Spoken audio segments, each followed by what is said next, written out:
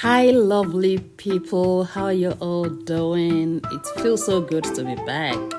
I've been out of this space for a very long time, but it feels good to be back. It really feels so good to be back. Okay, as you can see from the various slides, I just want to use what is common in our kitchen to make various products. So let's get onto it. I've got few carrots here, which I just peeled and then have them washed thoroughly. And while this is going on, what are the things you have in your kitchen that you really can find other uses for rather than the general one that is out there? Like with carrot is so common, but there are so many other things we can use it for, which is what I'm doing in this video. Okay, so I'm going to have the carrot grated. The whole idea is to grate the carrot, have them dried, and then the process continues. But you can choose to slice them or use whatever you can just to put them into pieces. And look at the gadget I'm using here. This is one of those gadgets I've got at home for so long that I did not use. Do you have gadgets at home that you don't use? I think I'm guilty of that. Like I have this gadget that I forget to eventually use them. But this one found a good use today. I'm glad about that.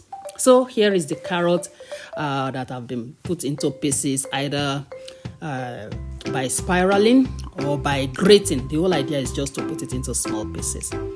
And I've already done the grating before I realized that slicing them will have worked better for this dehydrator, because now with the small pieces of grating, it will easily fall through the holes of the drying racks. So next time I will slice them.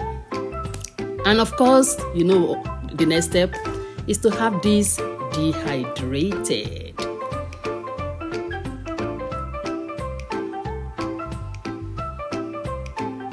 I love how this dehydrator works. I'm telling you, I'm thinking of so many things I can always dry this with. I so much love it. Ideas have been cooking up in my head ever since I got it. Okay, so I'm going to blend this into powder. It's my first time trying something like this, so I'm just going to experiment with the blending, with the grinding, and see how that turns out.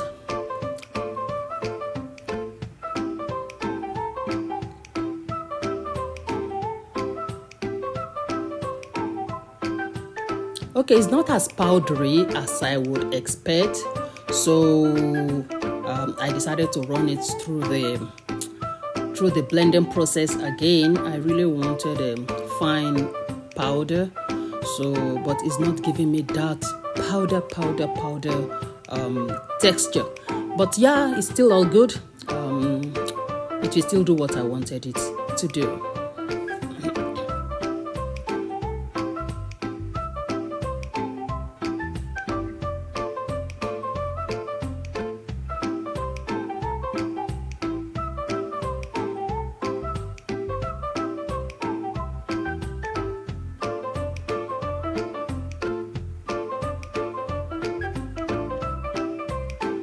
And one thing I realize is that even with the dehydration and all, it doesn't take the taste away. I've put a handful of this in my mouth several times during the process of blending it into powder. I mean, it's still carrot after all.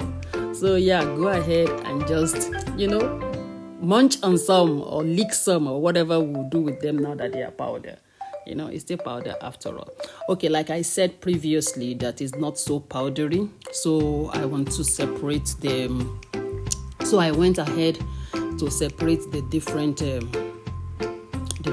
particles into different grades. No, basically, just to separate the particles into two grades, the fine and the coarse one.